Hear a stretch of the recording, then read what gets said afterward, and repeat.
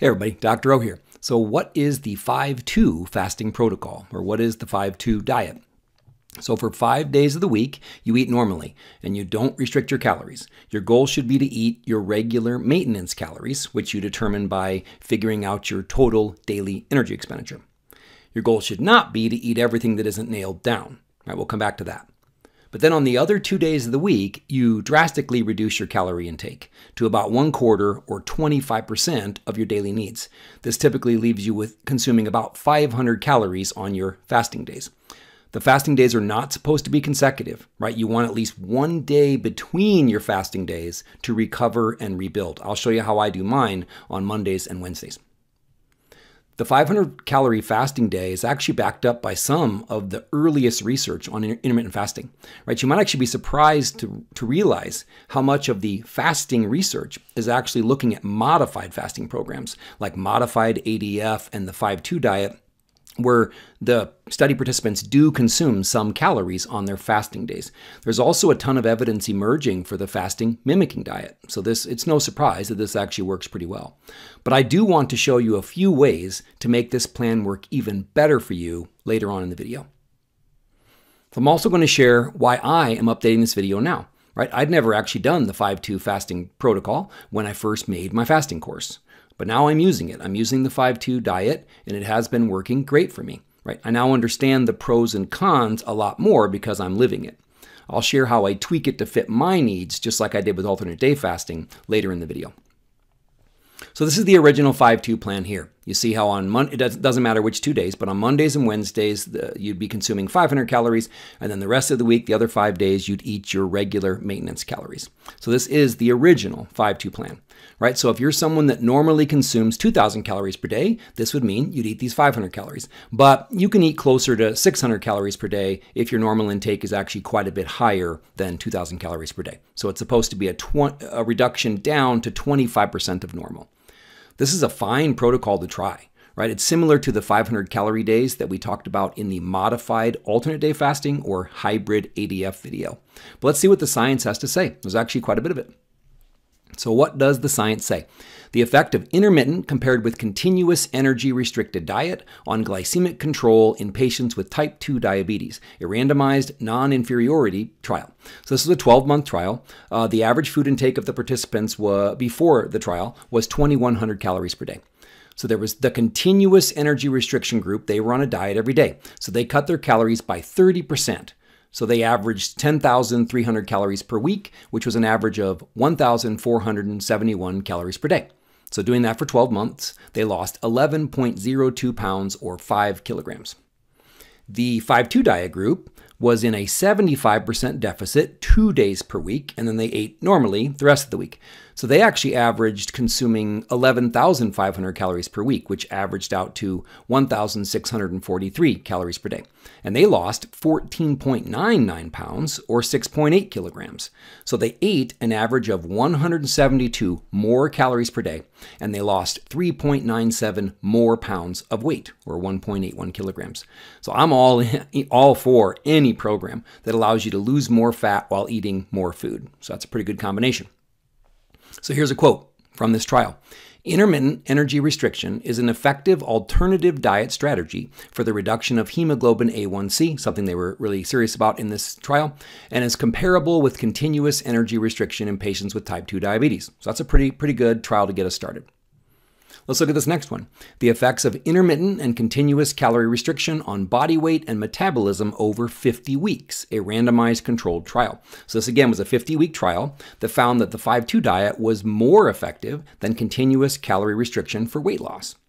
So the intermittent calorie restriction group, they again ate normally on those 5 days, and then they went into a 75% deficit 2 days per week. And over these 50 weeks, they lost 7.1% of their body weight. The continuous calorie restriction group, they were in a daily 20% calorie deficit, and over the time of this trial, they lost 5.2% of their body weight. So to be honest, I would much rather be on a diet 2 days a week compared to 7 days a week if I can get the same or better results, which is what this trial showed. But what's actually going on here, right? Why are people losing more weight in the same calorie deficit, or if they're actually eating more? I think this study here can help explain the answer.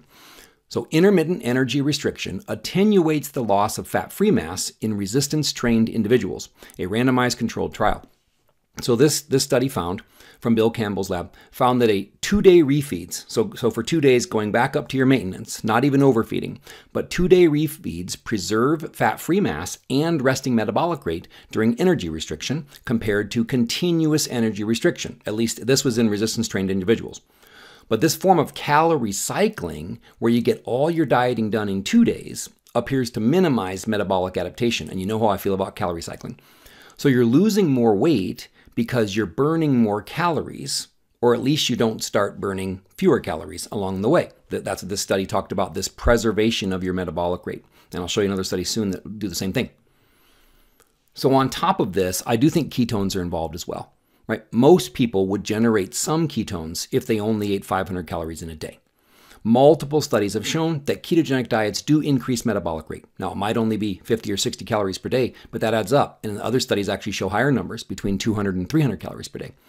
Ketones also allow you to waste some energy, right? Look at like a ketone test strip, a urine test strip.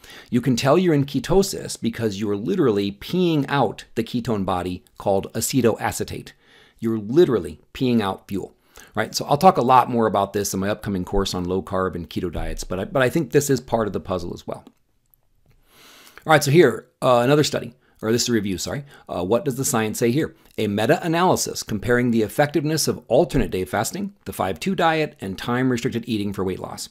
So this review looked at 7 different intermittent fasting studies that use the 5-2 diet. So I won't talk about what they found with alternate day fasting, but they did find that it was more effective. So we'll come back to that. So these are the studies, and there were 743 participants in total. The studies ranged from 2 to 26 weeks. So during these studies, the weight loss ranged from 1.8% up to 6.84% of body weight, while these study participants were consuming 25 to 30% of their normal calorie intake. So these studies actually ranged in calorie intake from 500 to 730 calories per day on their fasting days, depending on the study. These studies all showed positive results, but the weight loss wasn't mind-blowing. Like I just said, alternate day fasting worked better. This makes sense. The calorie deficit isn't very large, right? If you're following the 5-2 diet, 5 days a week you're eating normally, and 2 days you're restricting your calories. The 5-2 method is more of a slow and steady weight loss method that focuses on sustainability, in my opinion. You will need to use a more aggressive diet, like alternate day fasting, if you want to see faster results.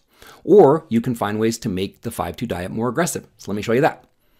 So here is a more aggressive form of 5-2. You completely fast. So notice on Monday and Wednesday, you're consuming 0 calories. You completely fast 2 days per week. And that is a more aggressive alternative. This makes the most sense if you want to lose fat more quickly or if you want to fast clean, right? So you know how much I love 36-hour fast. This would incorporate 2 36-hour fasts per week. A true 36-hour fast will have a greater impact on your blood glucose and insulin levels than eating 500 calories a day would, especially if you're eating carbs. It will also enhance the health-promoting benefits of your fasting window by increasing autophagy, decreasing inflammation, gut healing, etc. And here is yet another way to do 5-2. I call this one the relaxed 5-2, and a lot of people really like this one. So you'll notice that you do have your fasting days on Monday and Wednesday where you're not eating any calories. And then Tuesday, Thursday, Friday, you are eating at maintenance. But we saved those calories. Rather than eating 500 calories on our fasting days, we moved them to the weekend. So on Saturday and Sunday, you would be eating in a 500 calorie surplus. So that's why I call this a relaxed 5-2, because you can eat more on the weekends. That's another benefit of consuming 0 calories on your fasting days is you can bank them up. You can save them for either the weekend or save them for heavy training days, which is what I do. This is the best of both worlds, in my opinion. You're going to get more mileage, more benefit out of your fasting days by keeping them clean. This method also takes advantage of the calorie cycling methods that I love. I think it's very important to mix it up and kind of keep your metabolism guessing, whatever that means. So eating 0 calories on your fasting days then allows you to overfeed by 500 calories on 2 of your eating days, and you can choose which 2. This also might make the plan more sustainable for the long haul, and that's really all that matters in the end. If eating a few more calories on Saturday and Sunday will keep you going, then it's going to be worth it. So most people beat themselves up and feel bad if they eat more on the weekend, but this relaxed 5-2 approach allows you to make it part of your plan. You're not losing the war here. You're actually doing what you're supposed to do in this situation. But why? Why overfeed by 500 calories instead of eating at maintenance? And I'm certainly not telling you have to. You can do 5-2 any way you want. I'm not the fasting police. What's the science say here? There's multiple studies I could have shared, and I shared several of them with in the calorie cycling section. But leptin responses to overfeeding, relationships with body fat, and non-exercise activity thermogenesis. So this study here showed that adipocyte or fat cell leptin expression was upregulated with overfeeding, and leptin concentrations increased. So why do we want to increase our leptin levels? Well, leptin is a hormone released by fat cells. It basically tells your brain how much stored fuel you have on your body. So leptin helps with satiety. If you have a lot of leptin, your brain won't make you as hungry. So it helps with satiety. It helps with sex hormone production, right? Dropping leptin levels are the reason that people that get super lean might start to have issues with losing their menstrual cycle, etc. So satiety, sex hormone production, and also it keeps your metabolic rate humming along by promoting energy expenditure. If you have a lot of leptin, your brain will subconsciously motivate you to move. All cool stuff. So if you're always in a calorie deficit, your metabolism will respond by making that deficit the new normal. This is why if you go on a 500 calorie deficit, you lose 1 pound a week for a while, then half a pound a week for a while, and then 0 pounds. That's because your metabolism has adapted. So keeping your metabolism guessing by getting into a surplus every once in a while appears to be valuable. So here's my current plan. I told you I updated this video because I'm using it now. So you'll see that I fast on Mondays and Wednesdays. So I used to fast 4 days a week and then 3 days a week. Now I'm down to fasting 2 days a week. And I do eat in a surplus on Tuesday and Thursday. And then you see that I walk every day. And then when I say where it says exercise, those are my heavy lifting, heavy trading sessions. So I've actually lost 27.8 pounds and counting since I switched to a 5-2 plan a few months ago. So why did I switch? Right, ADF, alternate day fasting, will always be my first love. But I'm too lean for 3 or 4 36-hour fasts per week now. I mean, it's a great problem to have. I was showing signs that it was too aggressive, and I don't want to lose lean mass, so I backed off. I love this plan because I still get to do some 36-hour fasts, which do make me feel the best. But I also get a 4-day diet break every week. So from, when I wake up Thursday morning, I have 4 days in a row where I'm either eating in a surplus or eating at maintenance. I'm not on a diet at all. I use my calorie surplus days, though. I don't save them on the weekends like the Relax 5-2 protocol. I use them for the days right after my fasting days. This helps me recover from fasting, and it also sends an anabolic growth signal to my body. Right? I want my body in building mode as soon as possible after a long period of fasting without protein. So I credit this with why my lean mass is still going up while my fat mass is going down. Right, I've now added a total of 19 pounds of lean mass in the last 2.5 years, and I'm just a few pounds away from weighing what I did when I was 11 years old. I'll make a video that kind of celebrates that when I get there, the lowest number I know of. So I mentioned that I get the 4-day diet break. So this 5-2 plan also gives me a 4-day psychological break from dieting until I'm ready to dive back into a calorie deficit again on Monday. This 4-day period where I'm eating well makes the plan more sustainable, right? I love psychological breaks from dieting. It's why I did so well with ADF. This is probably why I'm still going strong after 2.5 years, and I'm not showing any signs of slowing down. But are there also metabolic advantages? Let's take a look. I'm actually surprised I've never talked about this study in any video I've made, but this is a neat one. So what does the science say? Intermittent energy restriction improves weight loss efficiency in obese men, the Matador study. So maybe you've heard of this one. Matador is short for minimizing adaptive thermogenesis and deactivating obesity rebound. I love how they think of cool study names. So there are 51 males with obesity. The continuous group dieted for 16 weeks straight. The diet break group, they dieted for 2 weeks on, 2 weeks off. So they ate at maintenance during their diet breaks. So both groups were in a 33% calorie deficit for 16 weeks. It just, the diet group took longer to get there, or the diet break group, because they took these 2-week breaks. But the results really might surprise you. So let me show you the data here. So the continuous calorie restriction groups, they were in a 33% deficit for 16 weeks straight. They lost 20.28 pounds or 9.2 kilograms of weight. 86.96% of their weight loss was fat, which was great. Why did they get such a high number? Because they were obese, right? If lean people did this, it would have cost them more lean mass. This is neat. The resting energy expenditure went down 749 calories per day after they adjusted for changes in fat mass and fat-free mass. That is a lot of metabolic adaptation, which is why diets are less and less effective the longer you go. But now let's look at the diet break group. So these are the ones that dieted in the same deficit for 2 weeks, then took a 2-week break, and then came back to it. So they dieted the same number of days. They lost 31.08 pounds, or 14.1 kilograms of weight. 87.24% of their weight loss was fat. Their resting energy expenditure went down 360 calories per day after adjusting for fat mass and fat-free mass changes. So they had more weight loss with less of a drop in metabolic rate, right? Sign me up. But before you ask, this huge difference in weight loss cannot be explained by extra weight loss that was occurring during the diet breaks, right? This was a very tightly controlled study. They were eating at maintenance, and so the mean weight change during the diet breaks was 0.0 kilograms plus or minus 0.3 kilograms. So they really were weight stable during their diet breaks. So they didn't get more weight loss because they were losing a little bit of weight during these diet breaks. Another important note, there are other studies that show that diet breaks don't work, right? Most of these other studies didn't control food intake like the Matador study did, and they allowed for what's called ad libitum feeding, or food intake during diet breaks. Ad libitum means at one's pleasure, as much as one desires, or to the full extent of one's wishes. So if you're on a diet break where you're trying to maintain your weight, you are probably not eating at one's pleasure. So I hate to break it to you, but the more you go off the rails on your eating days, the less this plan or any other plan will work for you. So the conclusion, greater weight and fat loss was achieved with intermittent energy restriction. Interrupting energy restriction with energy balance rest periods may reduce compensatory metabolic responses and in turn improve weight loss efficiency. So I think that's the key there. When you take breaks from dieting or diet breaks, then you get less metabolic adaptation. And we've talked about that again in the calorie cycling video series. So I do think that makes the most sense. Now, this study was looking at longer breaks, right? 2-week diet breaks, but even they said they have no idea what the best length of a diet break is. But I think a 4-day diet break every week during your program ticks a lot of the same boxes. At least that's why I think it's working so well for me right now.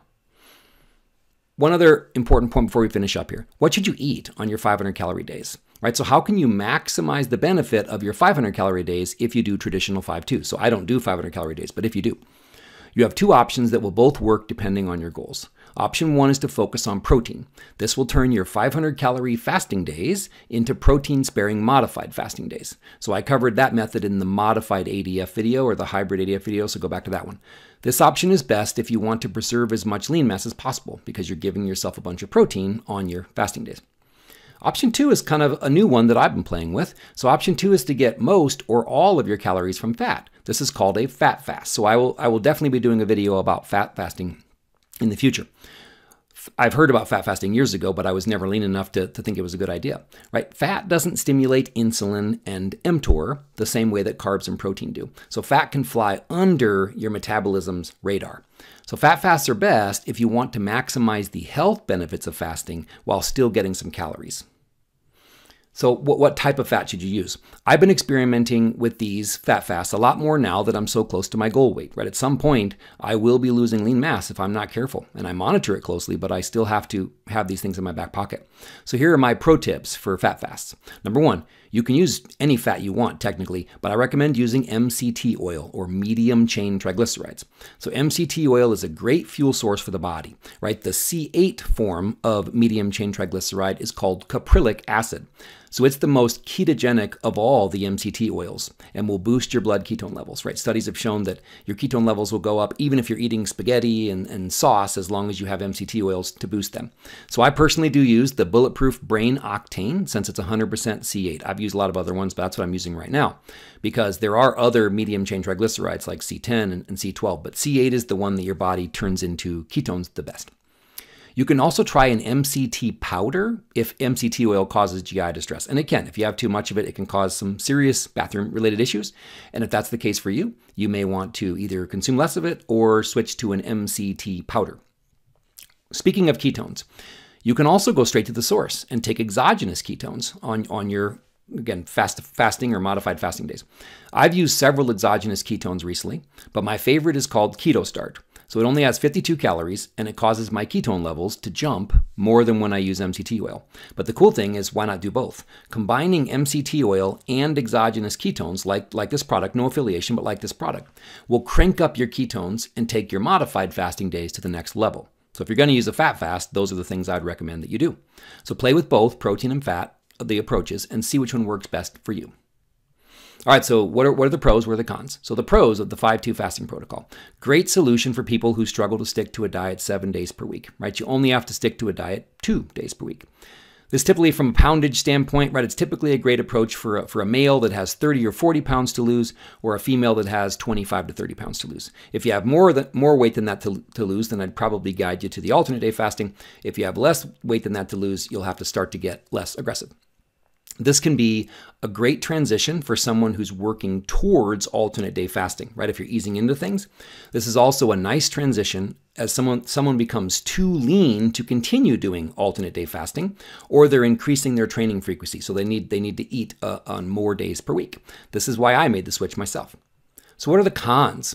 I mean, the biggest one is you just won't lose weight as quickly as the approaches we've already discussed, like alternate day fasting, 4-3, Monday, Wednesday, Friday fasting, or the hybrid or modified ADF approach. So you won't be in as big of a calorie deficit at the end of the week. Also, you will miss out on some of the health benefits of fasting if you're consuming 500 calories on your fasting days. All right, so give it a try and let me know how it works for you. All right, so that's the 5-2 protocol. I hope this one helped. Have a wonderful day. Be blessed.